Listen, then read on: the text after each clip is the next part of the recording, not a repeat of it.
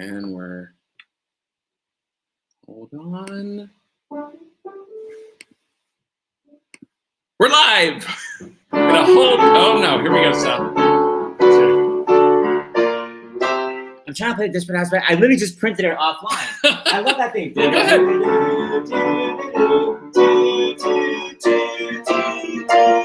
There's more coming, but Jenny Elfman, bye-bye. Anyway, hi everybody. We changed locations. I just read something that said you shouldn't ever have a bookshelf behind you for live stream because it's too distracting. Is it? Or do you think it's amazing? Anyway, I'm Seth. This is James. It's Stars in the House. What is Stars in the House? We know we have all these new viewers tonight because Desperate Housewives sucked you all in. Yes. Stars in the House, something we do twice a day for the Actors Fund. We started a little less than 4 weeks ago.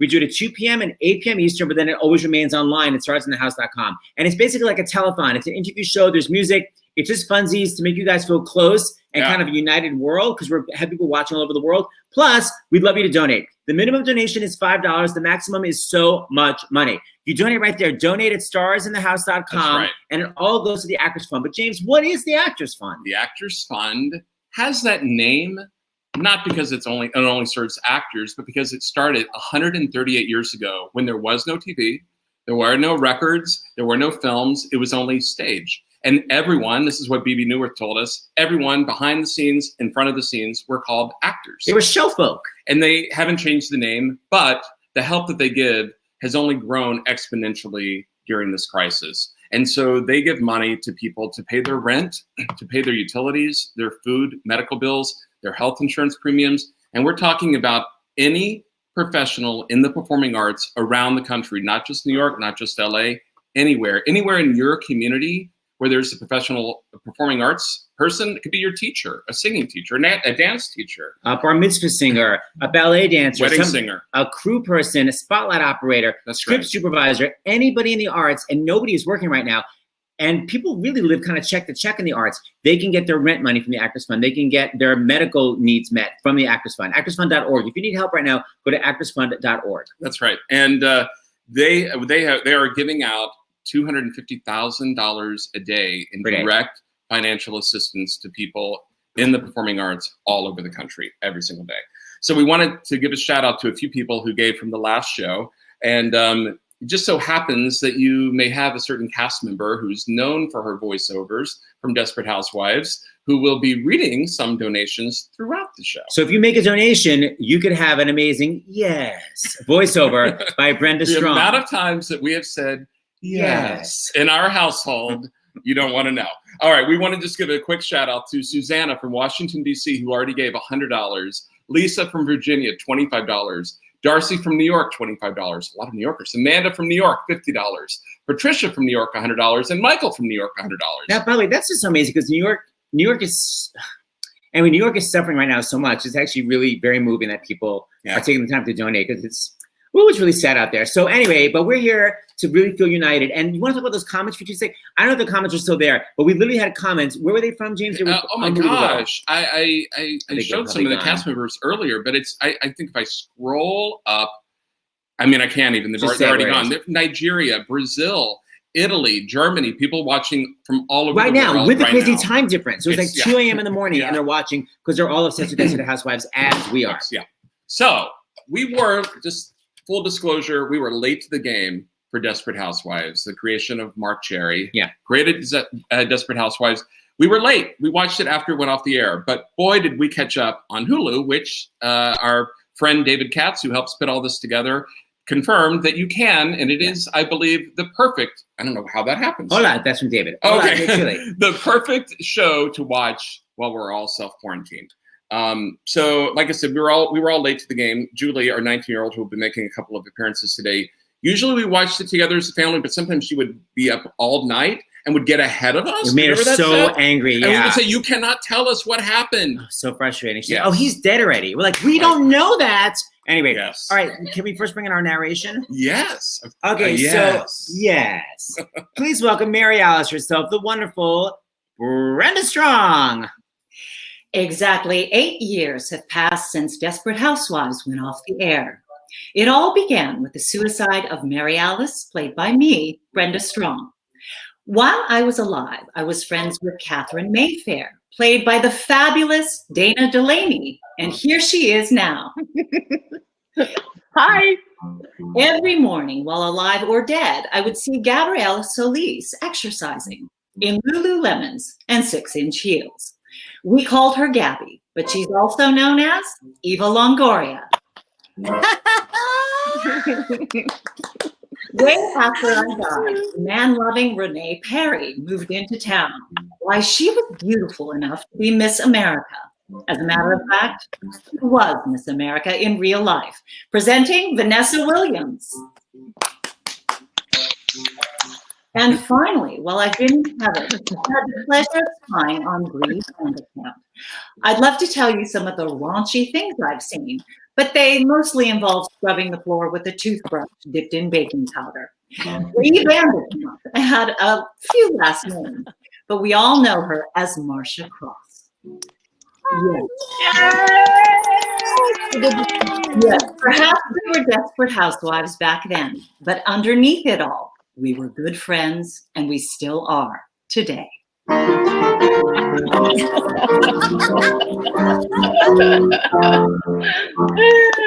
Yay! Here's our daughter Julie watching from the side. We're so excited you're all here. Yes. Okay, so James did amazing culling of various videotapes. So why don't you start? Well, yeah, we can. Yeah, let's start right here with the first one, Seth. Go to those. So for those of you that haven't seen it, here's how the whole show begins. Spoiler alert: suicide. But this will just show you the tone. We don't go into that right now. No, So but that's what it this leads is. up to it. Yeah.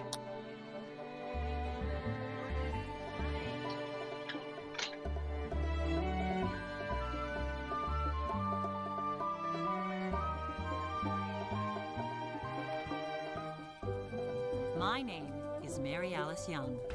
When you read this morning's paper, you may come across an article about the unusual day I had last week. Normally, there's never anything newsworthy about my life, but that all changed last Thursday. Of course, everything seemed quite normal at first. I made breakfast for my family. I performed my chores. I completed my projects. I ran my errands. In truth, I spent the day as I spent every other day, quietly polishing the routine of my life until it gleamed with perfection. Oh, Perfect. that's sad. Okay, we have so many questions. First off, okay, because Brenda, you started off you were the first housewife, and then you're basically gone right after that, but yet you live on in every single episode. So what we're wanting to know is, did you guys have table reads, and were you there, Brenda? Like, how did it work? Did you never see these women except for flashbacks? No, we actually, Mark really wanted to hear everything out loud before we would shoot. So we would have table reads before every episode. So that's pretty much my through line with them. They got to see each other all the time. Right. But it was really nice to be able to have that connective tissue, because my work was separate from their work on camera, unless I was in that episode. Yeah. You're such a great speaking voice. And just recently, with my diligent research, I was reading you actually sing. So what's the deal with that? I got a musical theater degree in college and studied light opera, but never really put it to professional use except for singing throughout Italy for a composer. But yeah, I'd love to go back and do Broadway. It'd be really fun. What role did you play in college? I was a loom in Kismet. I was Guinevere in Camelot, and that kind of thing. Hit it. I'm gonna mute myself right now. Talk to Eva. She's gotta leave. By the way, Eva just texted me that she's going to be able to come back after. So for you viewers don't know, Eva Longoria has an actual baby in real life. You're going to have to do a baby feeding at one point, right? I'm not breastfeeding him. He's 2 now, but I do have to go feed him. I'm just going to run downstairs and shove the food to my husband so he can do it. But that's not till a little bit. But yeah, I love Brenda's like, I just did a little bit of singing through Italy. Thanks for the Pope. You're coming back on Celebration in 2000 in Vatican, so that was fun. Oh So my God. And in Easter, it's kind of, that celebration again, but it was Christmas time.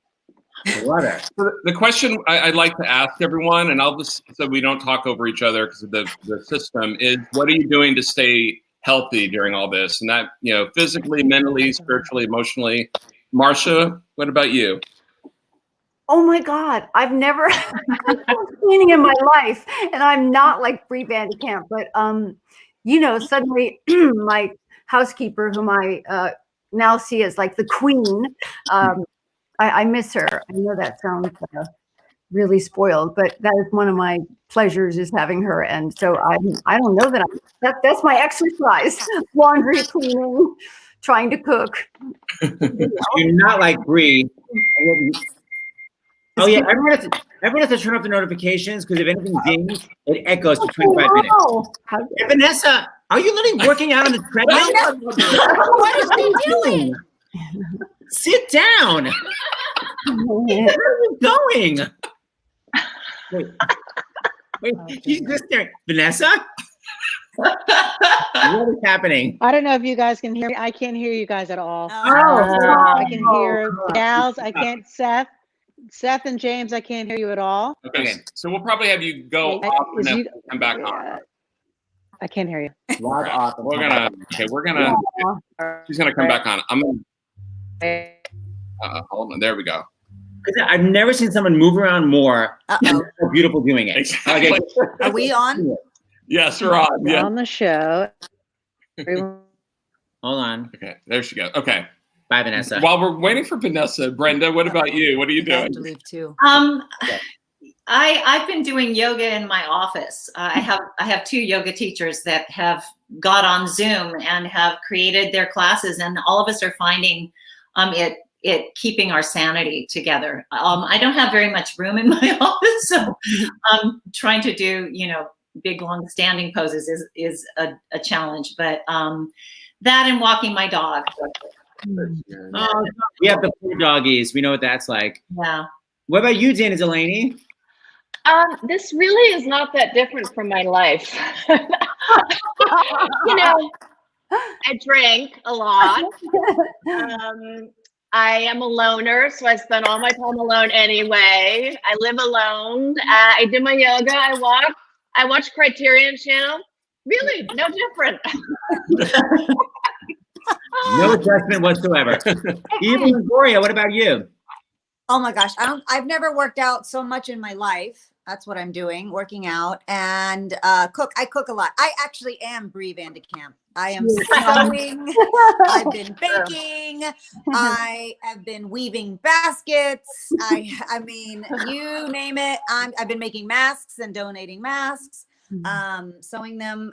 Yeah, I mean, I feel more busy now than before. And of course, spending all this time with my son, which is amazing because I was actually starting to get a lot of anxiety of being. I was going to start directing this feature, and it was just the thought of all those hours on set away from him was giving me anxiety. And then this happened, and then I was like, oh, okay, this is a good time for the universe to stop, slow down, right, and then continue after this is over. I just want him a little bit older. I just want him a little bit older before I was really diving back into work. And so this has been really nice to do, although it took a world crisis for it to happen, unfortunately. A lot of people have been saying very similar things. That you get to bond with your family, that's the upside. Or in our case, fighting nonstop. Vanessa, can you hear us? You look great. Yeah, it's still choppy, but now I can at least hear your voice. As long as you keep walking, it's a wonderful effect. I know. You can see a whole tour. What a good light. Finding the light. Finding the light. Find your light. Find your light. Find my here's a light. There we go. Oh, nice. Yeah, good. My ring light that I just bought. Hold on. Vanessa, someone's sassing you. They need to change Renee Perry to Vanessa Williams. Vanessa put that in herself. That was her choice. Bravo. Look at that lighting. That was there we go. This is the ring light I bought off Instagram like last week because now that we're hostage in our homes, everyone's like, can you do something? Now you can't say no because you're not home anymore. Yeah, I think let's go to a clip, Seth. Okay, so yes, we can hear you. Okay, so Marcia Cross, you're really the one. I got these. you're really the one that got everyone together. Yeah. You know. So we wanted to sort of show a little classic Bree Vanderkamp clip. This probably is not you in real life. That's what's so crazy, that you're not an uptight person and you're not controlling. No, just the opposite. I wish I could be controlling. I can't even follow my own thoughts, let alone control them. Yeah. Did you get a kick out of playing someone that is so rigid? Yeah, I loved it. I actually loved it. It worked. I don't know why. Even though it was the complete opposite of me, but I loved it. I loved her, and yeah, it's nice to see everybody. It makes me miss it. Yeah, yeah. Did you base Bree on anybody you know? Yes, I did. A friend of mine, her name is Marianne Contreras, who's my roommate. She's now been a lifelong friend, and I literally would I moved in with her. I was going back and forth from New York to LA, trying to get my bearings, get a job, and I would take a sip of my coffee, I'd put it down, and then I would look for it, and it was washed and cleaned it in the dish rack, and she was up going to Jane Fonda, and I was. To see this, so I'll modify it, but I wasn't that healthy. Anyway, she's like a 5-star chef and just brilliant. And so she was my role model, Marianne Contreras. Yeah. All right, well, here you are in action. Now, this clip is from, I guess, Germany or something, right? But the subtitles are not in English, but it was the best clip we could find because so much of your character is defined by food, right? And control. And control. And this is early on in the series. So, how's the ossobuco? That's okay. It's okay. Andrew, I spent 3 hours cooking this meal. How do you think it makes me feel when you say it's okay in that sullen tone? Who asked you to spend 3 hours on dinner? Excuse me? Tim Harper's mom gets home from work, pops open a can of pork and beans, and boom, they're eating. Everyone's happy. You'd rather I serve pork and beans? Apologize now, I am begging. I'm saying, do you always have to serve cuisine? Can't we ever just have food? Are you doing drugs? What? Change in behavior is one of the warning signs, and you have been as fresh as paint for the last 6 months. It certainly would explain why you're always locked in the bathroom. Trust me, that is not what he is doing. Shut up. Mom, I'm not the one with the problem here, all right? You're the one always acting like she's running for mayor of Stepford. Rex, seeing that you're the head of this household, I would really appreciate you saying something. Pass the salt.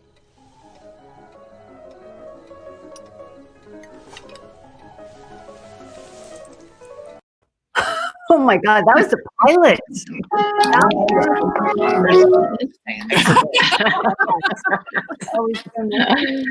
that was actually, so you didn't know the show was going to be picked up yet, or No, that was remember that even? Oh my God, I remember. Wow. Do you guys remember when you all first met? What was talk about that? I'm so fascinated. I just remember Eva coming into the reading, and she was, this beautiful little waif and just the most delightful, loving human on the planet, and pretty much stayed that way the whole time. Got very famous, and That's always been Eva. That's all I remember too. I remember being terrified. We walked into that table read, and Marsha was on a hit show before, and Felicity was on a hit show, and Terry was on, and I was like, "Hi, I'm Eva. I've never done anything in my life." And Marsha would immediately wrapped her arm around me, and she goes, your life is about to change. She knew from that table read the magic that happened. And I was like, "What do you mean? What does that mean?" And I went to Marsha. Wait, you're cutting off at the climax. Uh-oh. Okay, go again. What? We heard everything except for the last sentence.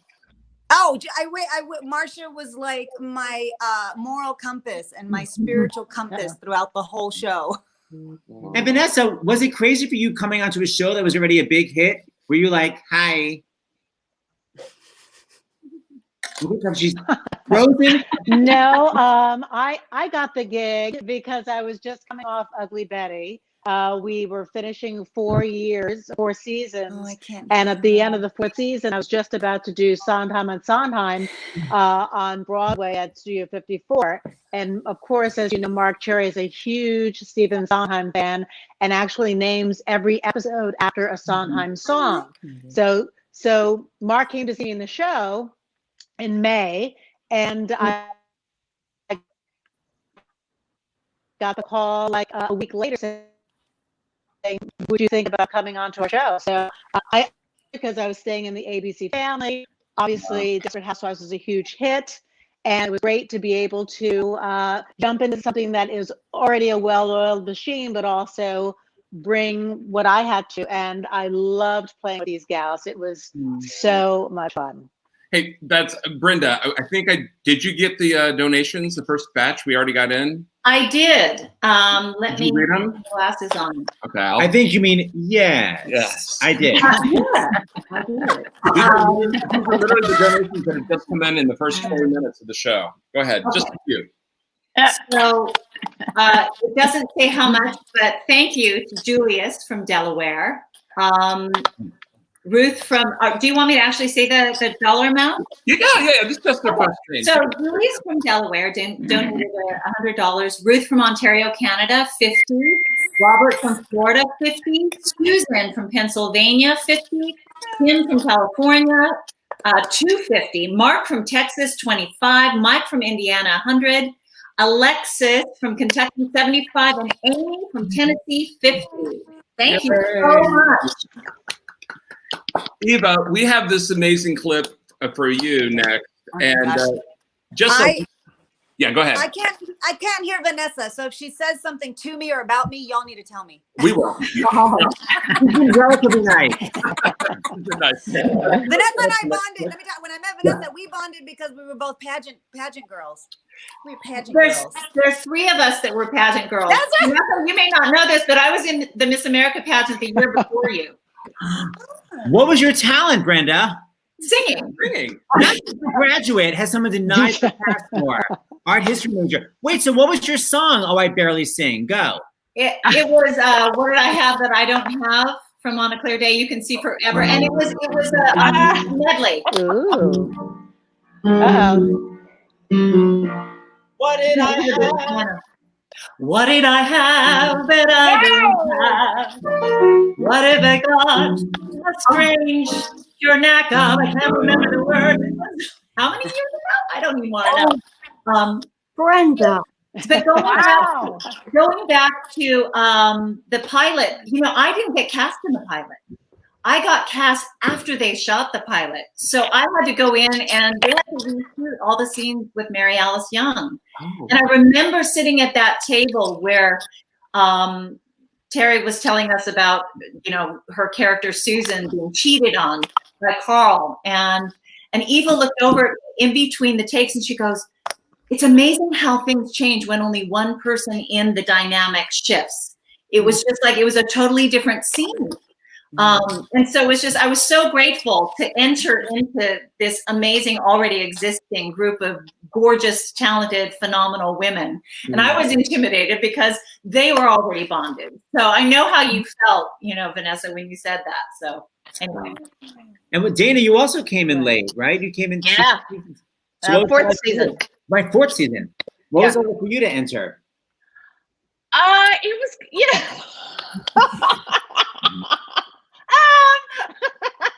no, it was great. It's a crazy show. And honestly, as an actor, it took a little while to get used to the show, the tone of the show, because it's so, big and strong and over the top, not over the top, but big. And once you realize, I remember Mark giving me a direction my first day. And he said, do it like this. And I was like, really? And then I just thought, okay, it's Joan Crawford. I'm playing Joan Crawford. And then I just went with that and I had a ball. I just had a ball. I feel like Marsha got the brunt of that, of Mark. Mark saying. He did be Arthur for me. I can see it right now. He was brilliant. And I would think, he's brilliant. I can't do that, but I can see the hand going, and I see him walking. I mean, did you guys all see it? He's amazing. Yes. So just look at him like, oh my God, I wish I could do what you're doing, but yeah. but It then was I would way. think it's a hard show to come on late, only because, not because of us, we were amazing.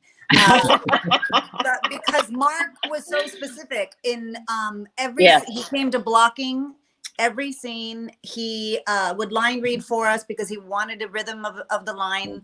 You had to say the words the way they were written, and I had such a great appreciation for it because it made my job so much easier. I'm like, just tell me how you want it. But we're going to show this comedy scene.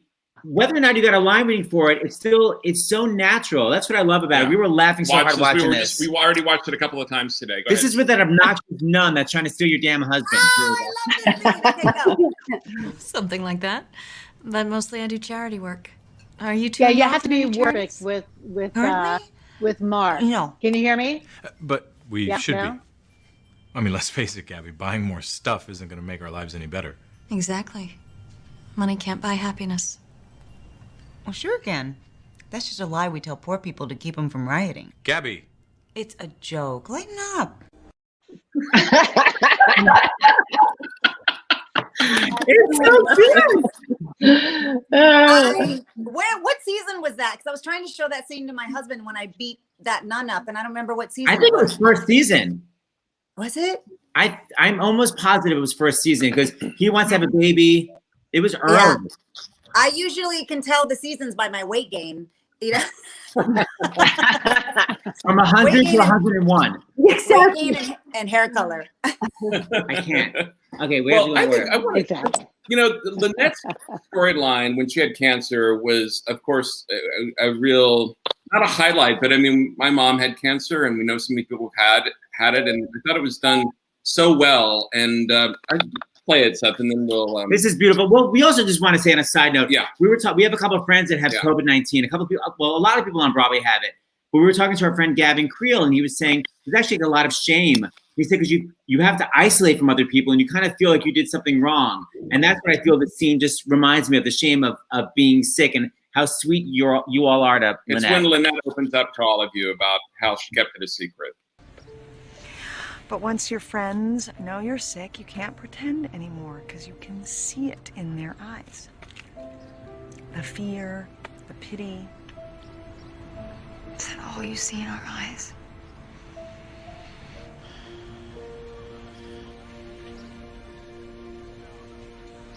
No, of course not.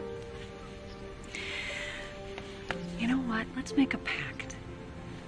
No more secrets.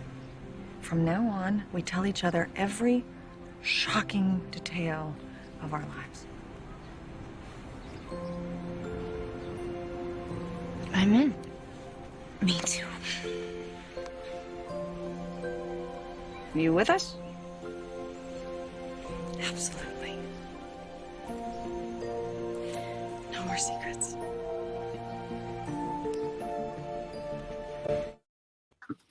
Wow. How do you feel watching that? Oh, I just feel like Felicity Huffman is a flipping genius. She's just an unbelievable actress. And I actually remember doing that scene once it came up. I forget everything until I'm watching, and then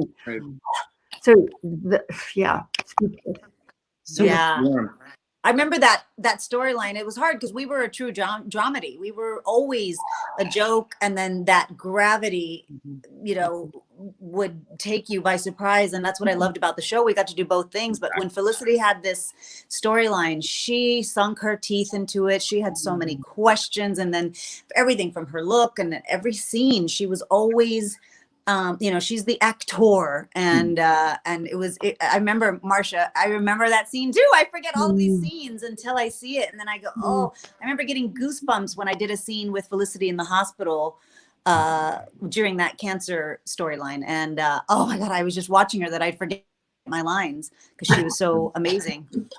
Oh, it's so beautiful. Well, speaking of hospitals, we should bring in our medical correspondent. You may not know, but for those of you new to watching, we're raising money for the Actors Fund. You go to starsinthehouse.com. But besides having fun, we have the chief medical correspondent from CBS as our permanent guest star. We somehow lucked into having Dr. John LaPook. So, ladies, you're going to come back, and we're bringing on Dr. John LaPook. If you have any questions, get back to us. Okay, so peace out. And if you have any questions while you're watching, you know, we can see you backstage, just wave, and then we'll bring you on. Yeah, we'll bring you if you on. have any questions for Dr. I'm gonna go feed my son. Yes. Okay, good timing. Good Perfect timing. Where's that lady? So Marsha. We'll just see. And then Eva's blanket. Where's Eva? Her Oh, there right she there, is. her blank. Okay, And then Dr. John LaPook.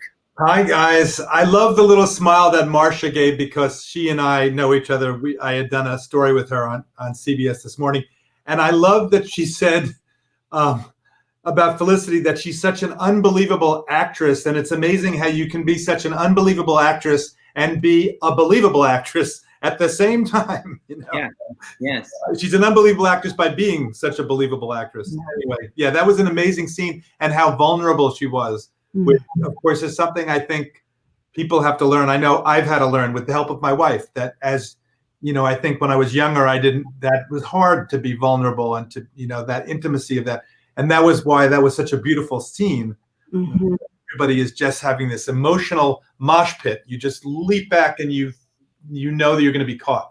So that was beautiful. So, Dr. LaPook, we were talking earlier about this, especially because we know so many people in the city who have tested positive, and along with that shame is also fear from people who live in the same apartment building as you. Just, you know, walking down the street, especially I'm sure if you're in the medical profession. I mean, can you just speak to that? Because I think there's the fear of when is this going to be over, but there's also the fear of this if you're living with it right now. The stigma. Yeah, the stigma. Thanks. Yeah. So every time in history there's been an infectious disease outbreak, there have been somebody who's been blamed. And I'm looking at an article that's in the CDC from 2018. It's called "Addressing Disease-Related Stigma During Infectious Diseases Outbreaks." It goes back, and I remember during Ebola, people from West Africa were stigmatized. In this current outbreak, people from Asia, there's bias against them. You name it. Of course, during the HIV outbreak, which I was an intern in March of 1981 when that broke, the stigma associated with that. Even walking down the street, if a healthcare worker is walking down the street with a mask and scrubs, there's been both, "Hi, thanks so much," and also a little bit of sort of, let me just give that person a little bit of a wide berth. So you understand that, right? People naturally want to protect themselves, but the stigma associated with it has no place whatsoever. And I thought it was great of Tom Hanks and Rita Wilson right at the beginning to just model that and say, this is what's going on. And Marsha, you can talk about it if you want, but Marsha's been a real role model for trying to eliminate stigma associated with any kind of illness. We have to use our words, whether it's having to do with cancer or whether it's having to do with infectious diseases. And, we tell our kids to do that, right? Use your words. Right. Yeah, Marsha, I think a lot of people are being maybe quiet about COVID-19. What inspired you to speak out about cancer? Gosh, I first of all, I didn't realize that they were that. I didn't think about that. So I'm a little bit surprised, but of course it makes sense. I had no intention of talking about it. I was just going to get through it and move on with my life. And then because of the internet, I was reading stories from people all over the world, really, about how ashamed they were, how they were lying to their friends, their family. And I don't know if it's my, very New England, no nonsense upbringing, but I thought this is ridiculous. Very brief. And it just seemed absurd that they should have myself or have cancer and then also be ashamed. And to me, it's a body part.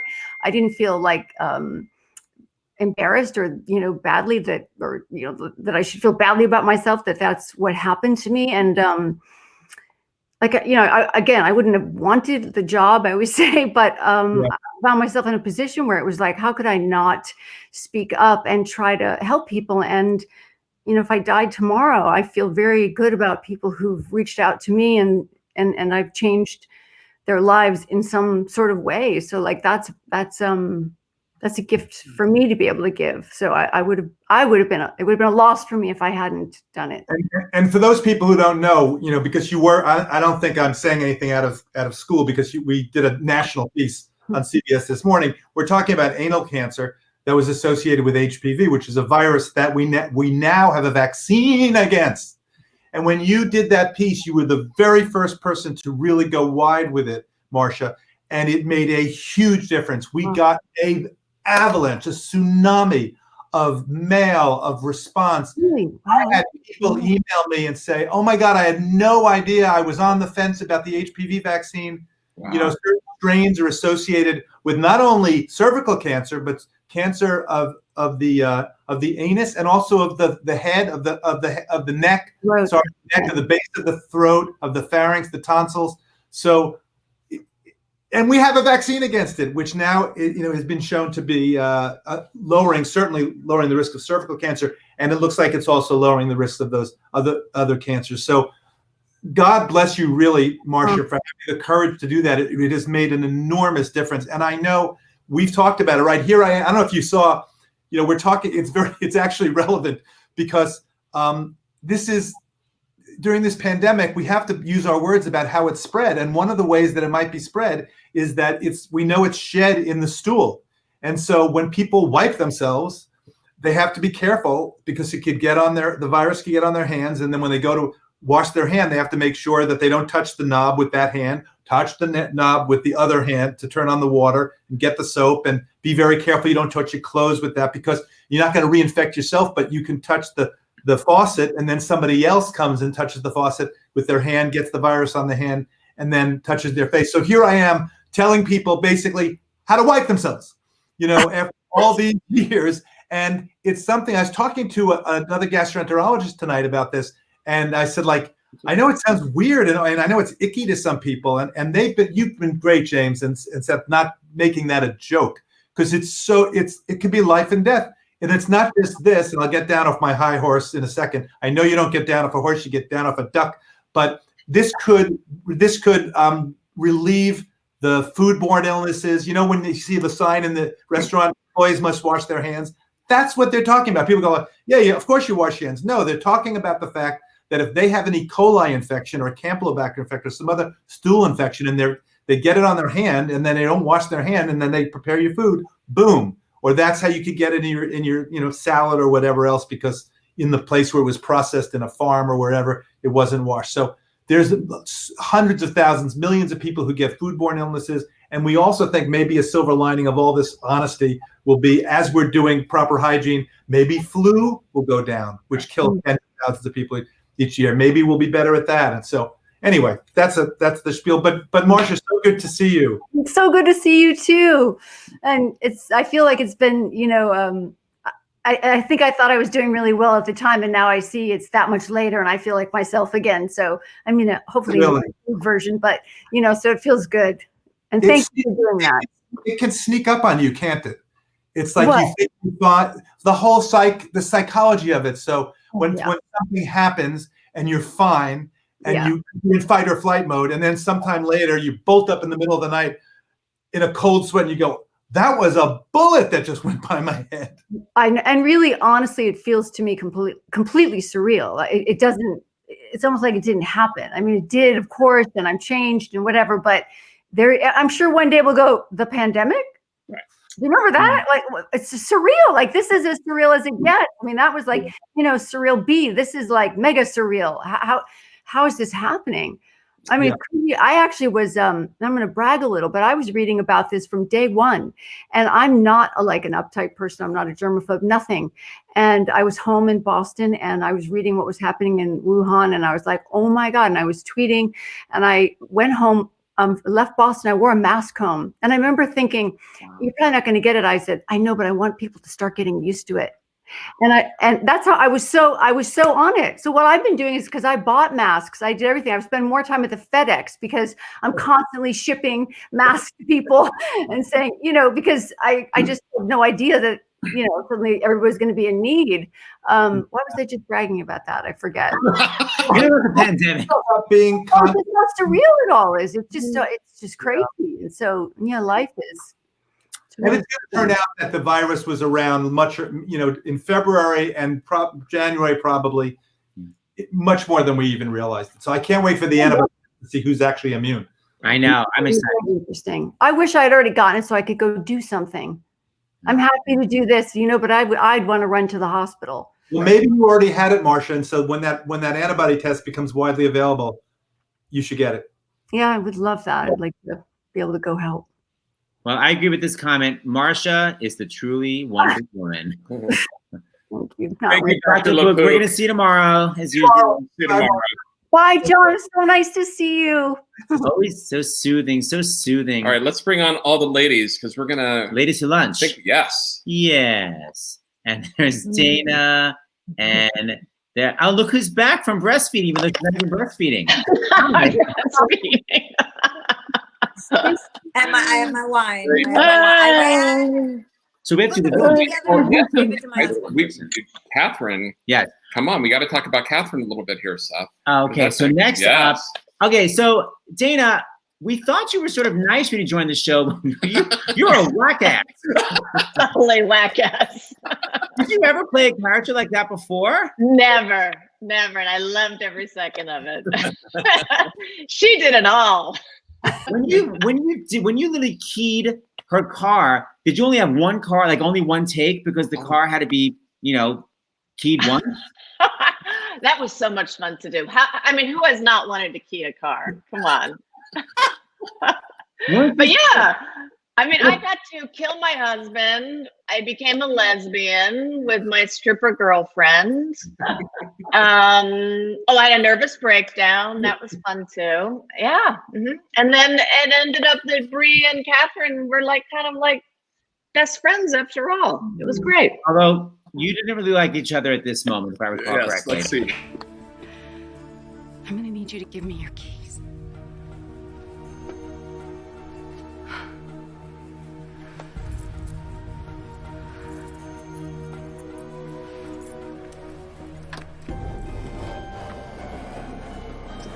There you go.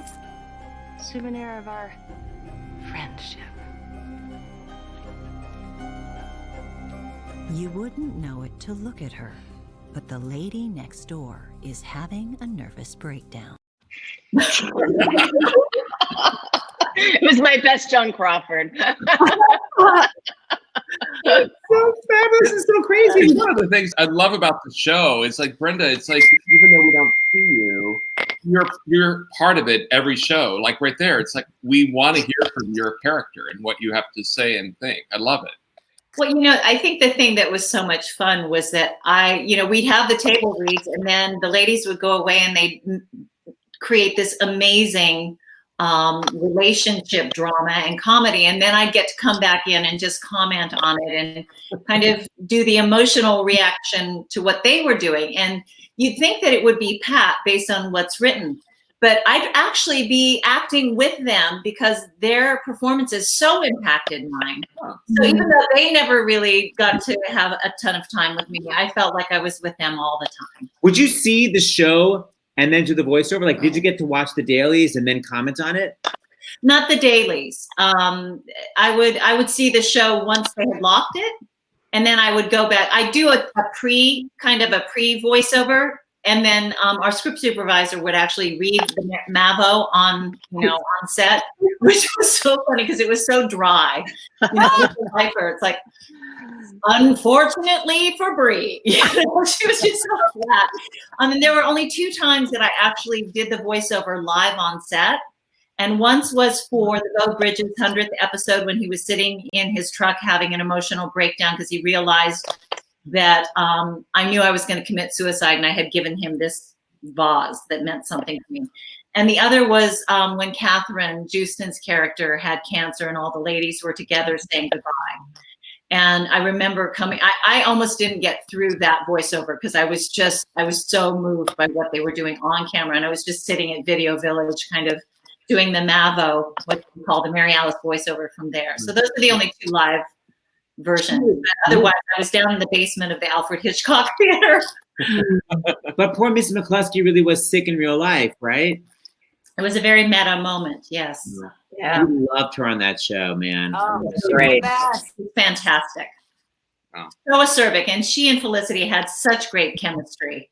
They just really played so beautifully off of each other. So, yeah. Almost everyone began as enemies and became friends on the show. Like, there's so many cranky asses, and then always by the end, right? Okay, so speaking of an enemy, hold on, Brenda. I just texted you. We got some more donations in. Can you read a few of them? You're quick, yeah. Mary Alice voiceover. The money keeps coming in for the Actors Fund. For the Actors Fund, batch 2 is Jamie from California, $25. Charlene from Florida, $75. Matt from California, $150. Will from Vermont, $50. Juan Carlos from California, $255. Elin from Massachusetts, $25. I hope I said your name right. I'm sorry if I didn't. John from California, $250. That might be my husband, actually. Emily from Kentucky, $25. Rebecca from Oklahoma, $25. Arlene from Massachusetts, $255. Oh my God! And thank you all. These donations are so big. Oh my God! Amazing. It is amazing. So Seth, you want to? I was gonna say, Dana, when you began doing the show, did you know that after being obsessed with the hell's his name, Mike? Right? Yeah, Mike Delfino. Right. Did you know that suddenly you become a lesbian? Was that always part of your subtext? I knew it all along. Although I always thought that Catherine and Bree should have gotten together. I really thought that was the way it should have gone. I really do. Well, we have to talk about the season that suddenly skipped ahead 5 years. When did you guys find out that suddenly that concept was going to happen, that everything was going to go ahead 5 years? I don't remember. I don't remember either, but I do remember we had to do a reset for some reason. It was like the show had so much pressure to be as amazing as season 1. And I remember being on the red carpet at the DVD release of season 2, which was we still won a Golden Globe for. It was still a hit show, but people kind of criticized season 2.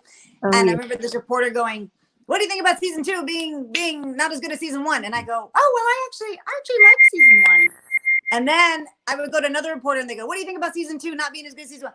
And I go, "Oh, I actually like season 2." And then by the third reporter, I was in tears. I'm like, "You guys are being so mean."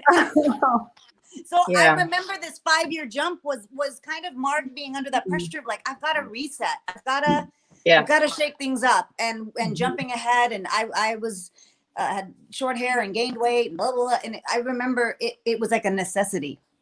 Yeah. And also the kids had all gotten older, and I think they wanted to have the kids jump 5 years, and that was an opportunity there. It was quite brilliant, and especially I don't think anyone's character changed as much as Eva's with the kids. I mean, you want to show that? Well, also the old wiping off the makeup. Yes. When did you find out that was going to happen? Me?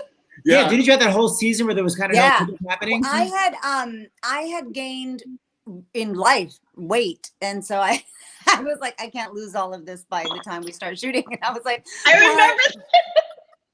I will never forget. I won't say it online, but she had a word for where the fat goes that you didn't expect it to go. Do you remember that?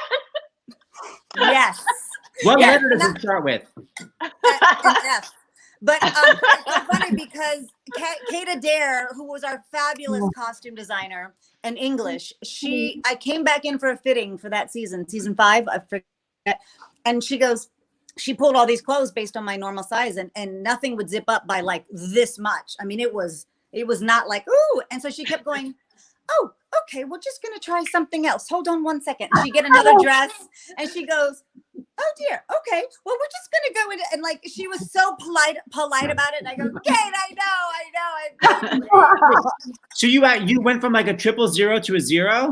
Yeah, exactly. Ever getting chubby. Devastating. Okay, we have a clip. We love the comedy here. We love this scene. I want macaroni. Hey, I'm not a short order cook. I don't have time to make different meals for everyone. It comes in a box. It's not that hard. Okay, look. Mommy needs to lose a few pounds.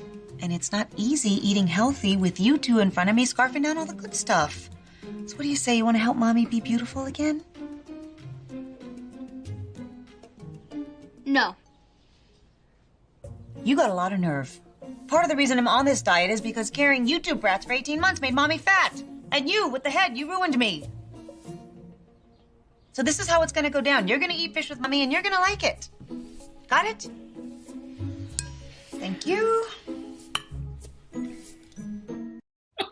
I love that. You with the head. Oh, you're funny. Oh my God. Well, the comedy kept going up. It wasn't me. People think I was so funny, and it was not me. Those lines were written by Mark Cherry in the most amazing. He gave me the best lines, like that one about, that's a lie we tell poor people. I mean, all of those. I mean, sometimes I was like, I can't believe this is coming out of my mouth. But the rhythm was written, was already in the line. Anybody could have done this role and read the same thing, and you would have read the line. No. It was you. Really funny. I think it was a combination. It was really good writing. It was really good comedic acting. Okay. Yeah. And then in the 7th season, you had the comedy amped up more when Vanessa Williams joined. I can't tell Vanessa's frozen, contemplating, or okay, good. It's always hard to know on this. So Vanessa Williams, you came in and you became the town biatch. Did you love playing that? Yeah, season 7 and 8. Yeah, it was.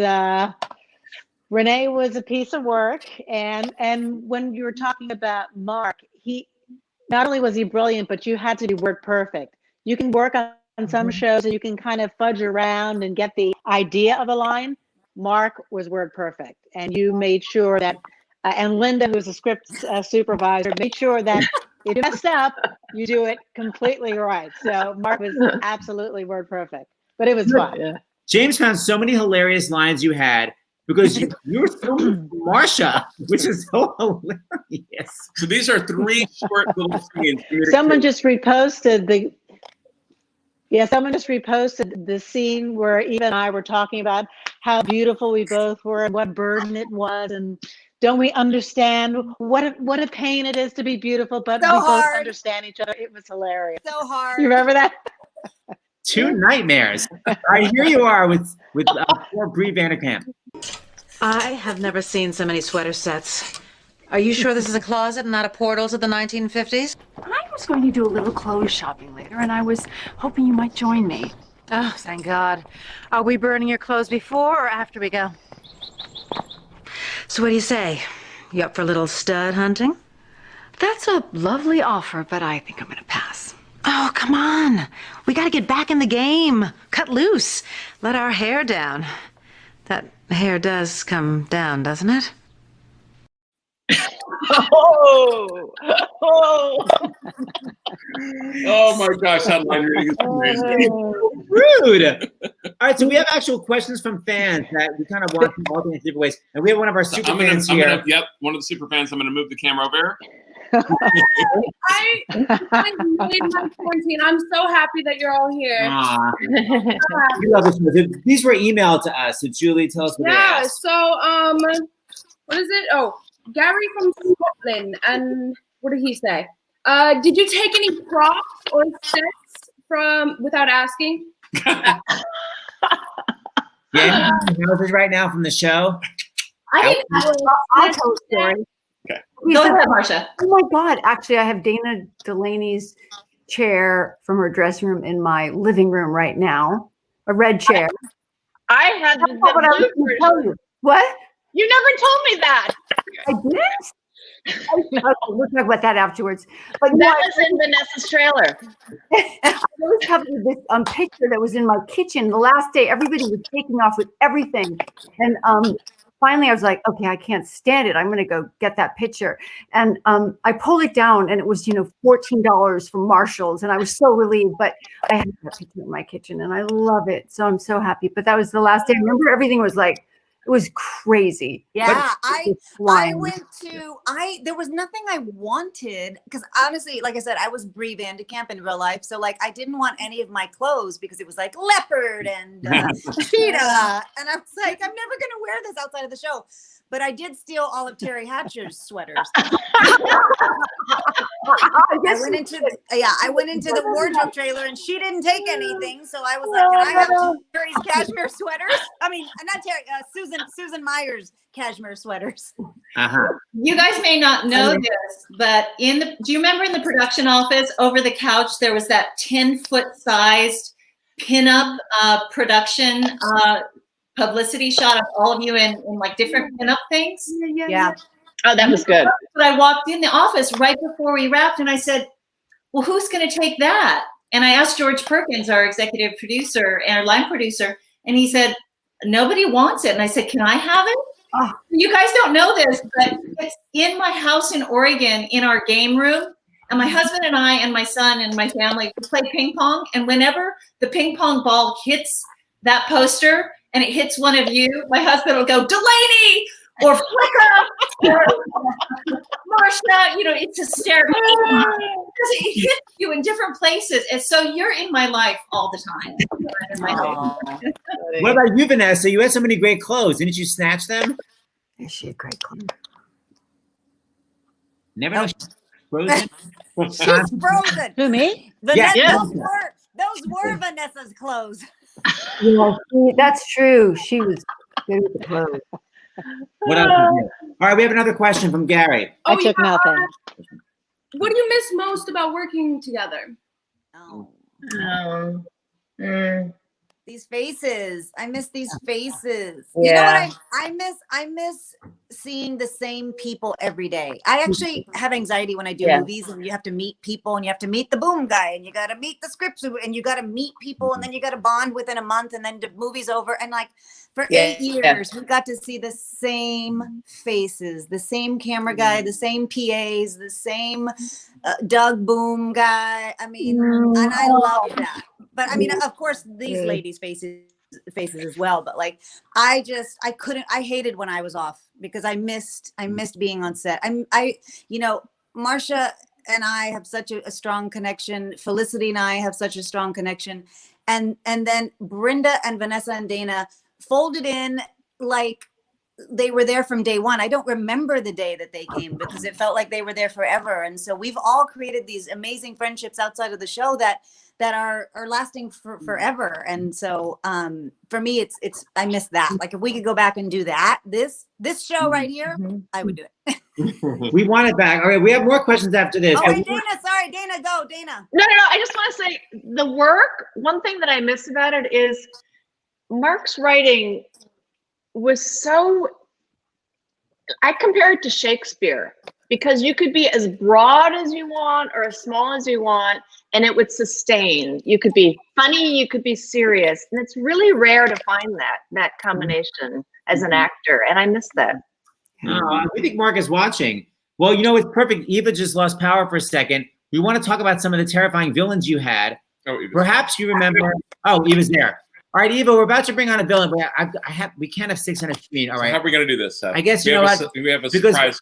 Me off for a minute. I'm cool. Brent, I'm going to take you off for 2 minutes because you didn't interact with this evil person. Perhaps you remember the meanness of this particular evil neighbor. Hi, Harry.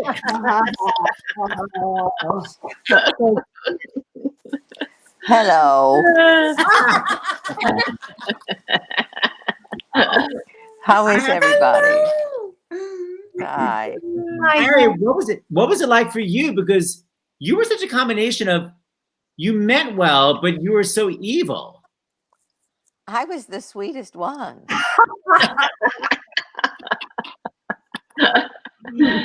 I really was. I was the most loyal, the best natured. Really, I don't know what you're talking about. I actually have some trivia for you to see what you remember about during the show, Felicia. Now, dear, remember when you fell down a flight of stairs because Zach attacked you? What did Zach attack you with? A candlestick in the study. I heard Colonel Mustard. It's not true. He attacked me with a computer or something, wasn't it? I don't have any idea. Sports paraphernalia. Anybody remember? God, no. The hockey stick. Oh, yeah. Yeah. That would have hurt. Right. Yeah, we have a clip. Hold on, we're gonna show a clip of you. Then I have more trivia for you. Oh, yeah, I'm doing so well with the trivia. Now look how sweet and warm you are. It never hurts to tip the guard who does your cavity search. Listen to me, you son of a bitch. I don't care what I have to do. I will see you behind bars again or dead. Whichever is easier. Oh. What about that wig? That's what I want to talk about. Why did I have to spend an entire season in a wig? Harry, they could have just cut my hair. No. Why was I wearing? I had like 4 people's hair on my head in that wig. Harry, you're so welcome by the viewers. When you came on, someone said, "Oh, this bitch." God. I have more trivia for you. Poor Harriet. When you wanted to make Paul look like a murderer, what did you cut off? Oh, all means of support. No, I cut off a digit. More than one. I think I cut off these. Marsha, do you remember? No, I cut off these because I think I caught my keys with these. So yes, I cut these 2 off. And finally, in that harrowing scene, when he was all tied up, what did you have in the drip going into Paul? Oh my God. I don't have any idea. Natalie! I have no idea. Does anybody remember what was going into him? It was what we all use when we want to kill somebody. Antifreeze. Oh, wow. She always used what was on hand. Yeah. Whatever. She was like the MacGyver of all the housewives. She really knew how to use what was there, what was available. It was a very peculiar experience to do it because I never got to interact with anybody. I was always like lurking in the shadows, stirring some batch of brownies, opening mayonnaise jars with malice. You know, I was always like looking through windows. So I never interacted with anybody. Sometimes Nicolette and I had something to do. And then when I was trying to kill Terry one time, you know, we had a few scenes together, but most of the time I was just sort of removed and off on my own. And so I can't imagine why people thought I was a bitch because, you know, I really was always by myself. Well, this is what people always say about you, Harriet. She was big on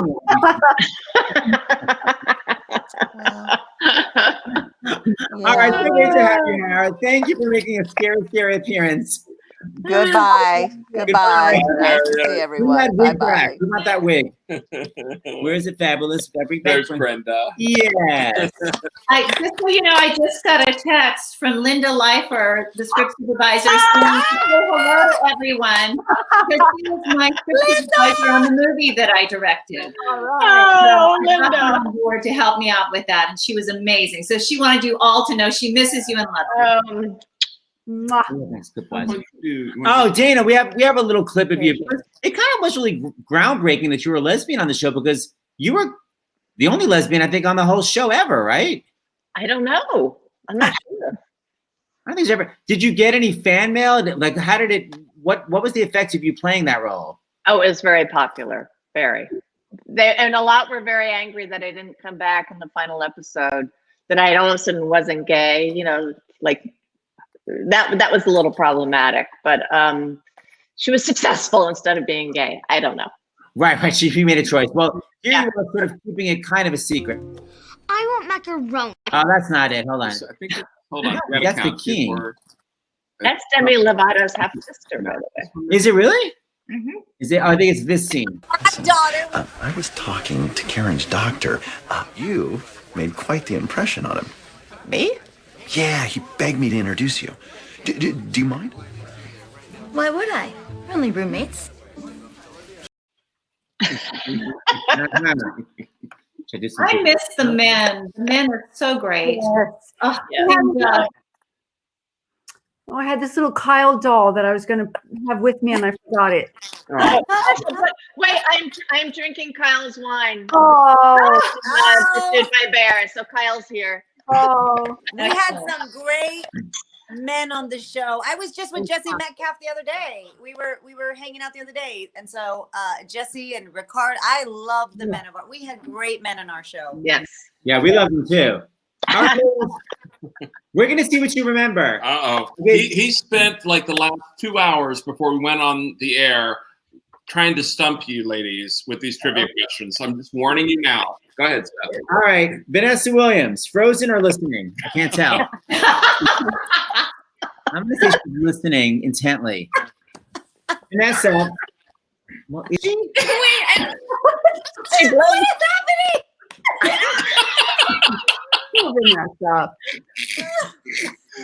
I think there's a long delay. Okay, so I'm gonna move on from there. So, okay, how about Dana? Catherine, do you remember your address in Wisteria Lane? My address? Yes, ma'am. I only remember my mailbox. I had the best mailbox, but I don't remember the address. No. It was 4356. Get it together. Okay. When you wanted to replace your dead daughter, do you remember where you adopted your new daughter from? Oh, it was in an Eastern Bloc country like Slovakia or something. Czechoslovakia. R. Starts with an R. Oh, Romania. Very good. Yes. Now, what about Bree? Do you remember your maiden name? Ooh. I do not. Oh shit. Does Bree Mason ring a bell? Here we go with Brenda Strong. Yes, Bree Mason. Okay. Now let me ask you this. Remember Rex's annoying mother that was banned from the funeral? Played by Shirley Knight. Do you remember what her first name was? No, but God, do I love Shirley Knight. She's just, yes. I miss her. I'd like to see her again. She was just fantastic. But I don't remember her first name. Yeah, the answer I wanted was Phyllis, but I appreciate Phyllis, that's right. No, that comes back. Yeah. The Mason thing, no. Phyllis, yes. Phyllis. Too little, too late. Okay, we're sucking at the trivia game, by the way. We need to play like because we're not many of this either. When you were faking being pregnant, what happened at that barbecue that kind of gave it away? Oh, I remember. Oh, I know. I got stabbed with a fork. All right, big mouth, evil, and glorious. Since you remember everything, I don't remember anything with me. Only with other characters. Too late. There you are. You remember your address? God, no, I don't remember. It had a 9 in it. Yes. Oh my gosh. 4329. Very good. That's impressive. No, because there was a publicity photo used forever. And the address was right behind my head, and the 9 was like, it looked like a Mickey Mouse ear. So that's all. Okay, so Carlos proposed to you very quickly. Do you remember how soon he proposed to you after how many dates? 3. Yes! Hold on. How about I go back to the freeze frame? That's you, Vanessa. Vanessa! Most important thing is she looks beautiful. That's Yeah. just what I Yeah, She just walked in. coming in again. Let's see, is this gonna work? She's a determined woman. All right, how about Mary Alice? Uh-oh. What exactly did the blackmail note say? I know what you did, and I'm going to tell. Very good, but now no applause, please. What? In the middle sentence. I know what you did. It makes me sick. And by the way, that was the sister to Harriet. Yeah, to Harriet. So I killed her sister. Or actually, No, you're a husband. Paul killed her sister. Spoiler alert. Wait, everyone's logging off. Okay, hold on. I have many more questions. So, do you remember, since Mary Alice wasn't your real name. Do you remember your actual real name? Oh, yes. Oh, God. What was it? Marsha, do you remember? When she was the nurse? Let me see if any of the fans do. Hold on. Any fans remember her real name? It makes me sick. Okay, they remember that. Everybody remembers that.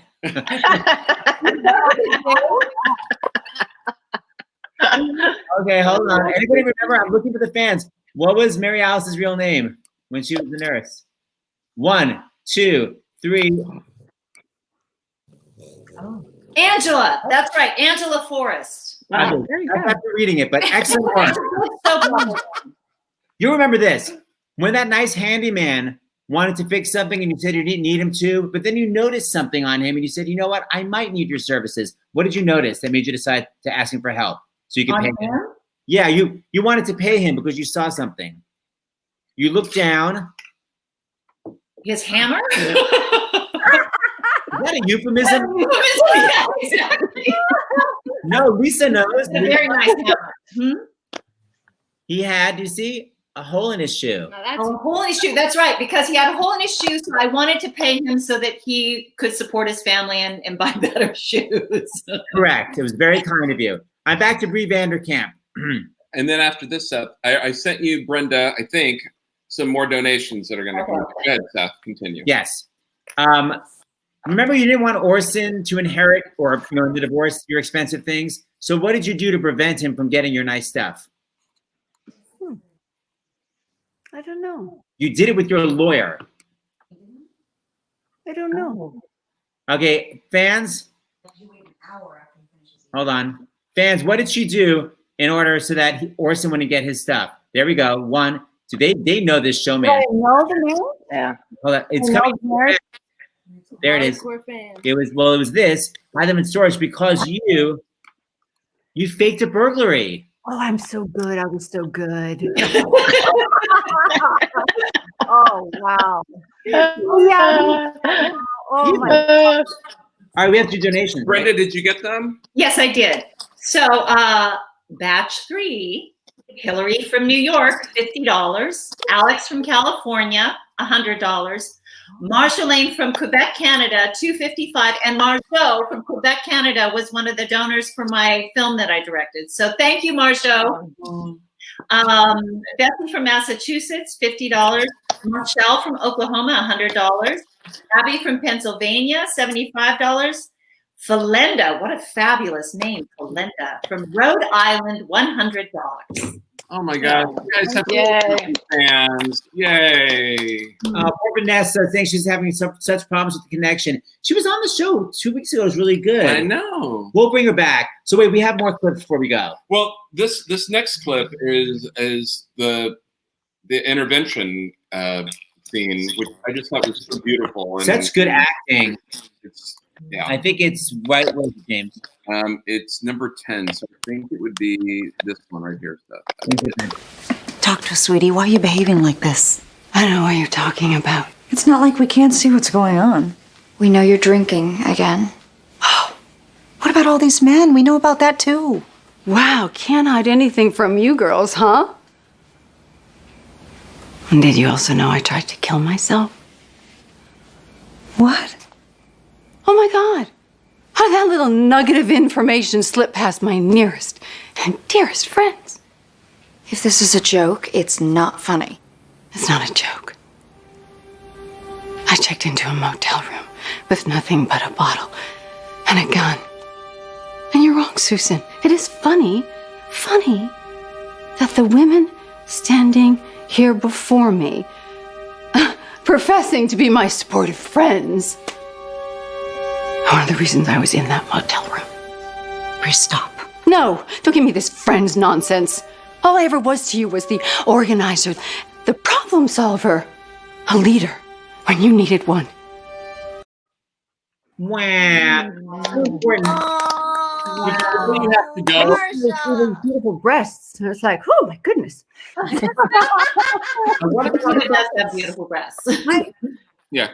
I love that scene, Marsha. I forgot about that one. It's so beautiful. We want to show one more dramatic scene, the Eva scene, because I know everyone has to go, and Eva, especially with the little baby. So, what is this scene, James? It's so moving. Well, this is earlier on after you've been trying to have a baby, or then the adoption scene. I don't want to give it away, but it's one of the things that I think we love about the show and all the fans is that it has the comedy, but it's real too. It's outlandish at times, but some of these storylines, like Felicity's cancer storyline and Marsha's the drink alcoholism, and even with the storyline that you're about to see. Because this really does happen, and I think you play it so beautifully. This is going to be my third time to see it. I've already cried twice seeing it. Your acting is amazing, and it isn't all line readings, Eva. Yeah, nice try. Yeah, nice Here we try. go. Until the adoption is legally finalized, the birth mother can still change her mind, and she has.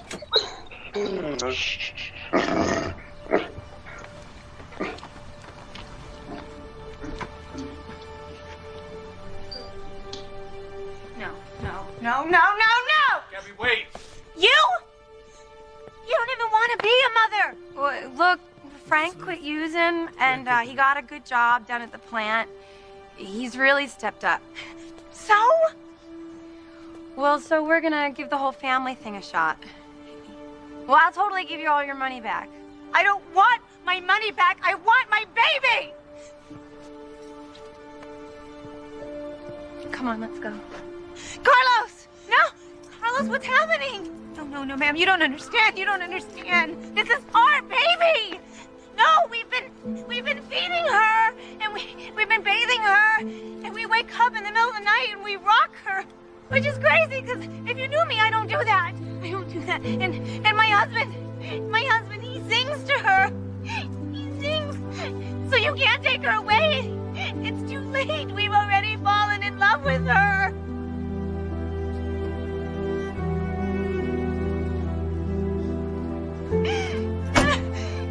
Carlos, do something! No, you can't go. You can't take her. You can't take her. No. She's our baby. No. Ooh. That makes me cry every time. Oh. It's real. Was that before you were a mom? Yeah. Oh yeah. Oh God, yeah. Yeah, and I remember having trouble with that scene. I'm not a crier. I can't cry. Ever since I had a baby, I can cry anytime. Oh man. But before that, I was like, oh God, how do I do this scene? Where do I grab this from? And the words helped. That line, we've already fallen in love with her, just tore my heart in two every time I had to say it. Every take, I was like a mess just for that line. We have to wrap it up. We have a question from a fan that Julie's going to read. From UK. Isle of Wight. Yeah, he asked, would any of you consider going back to the lane for a reboot or a spinoff? Ah! That's more than I thought. 1, 2, Brenda. Martha, Vanessa, are you frozen? Or are you saying yes? No, I'm here. I'm animated. Mark, it's all Mark. And would you want to go back? Go back to Wisteria Lane? Yes. Was that the question? Yes. Yeah. Sorry, my audio is ridiculously awful. We got the today. answer. I'm Sorry. going to text you right now. So basically, everyone's saying yes, and Marsha will do it if everyone else says yes. That's sort of Mark. It's all about Mark. Oh my God, it's a movie. It needs to happen. Mark is very adamant that he'd come to a real finish with it, and so that's why I say that. It's really about him. It's his baby, it's like right. We'll see. And our wrap up. Here's a little wrap up moment. Isn't Mark writing a Broadway show? He's doing a lot of things, Mark Cheer. Isn't he writing a Broadway show, Mark?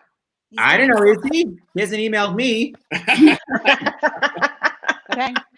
You want to wrap it up with this? This is like this last scene. Yeah. It's just a really fun to lighten it a little bit. Just to lighten the load, just to show how you guys work so well together. Hey, so what do we know about the new guy? Definitely rich. Check out the car. Definitely single. Check out the fish.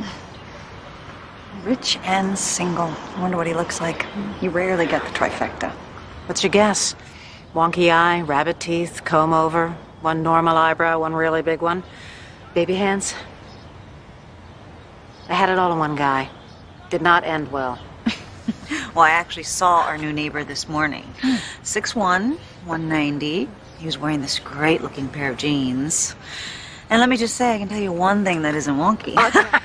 Gabby? Oh, come on, I'm married, I'm not dead. I can still imagine all the dirty things I do to him.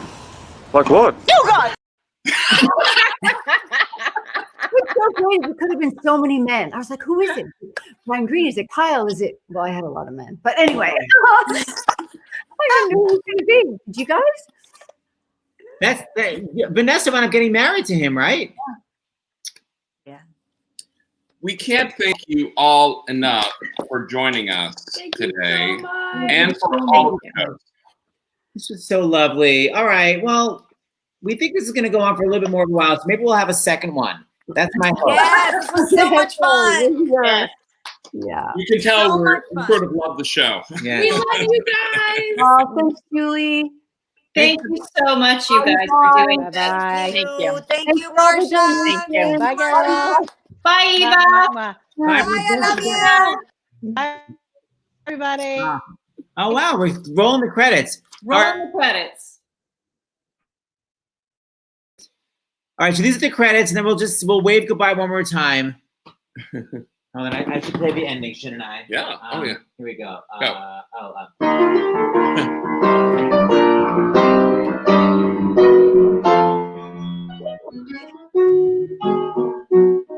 My God, the chords are just so It's so much to play. Bye, guys. Thank you. And Bye. Thanks, everybody.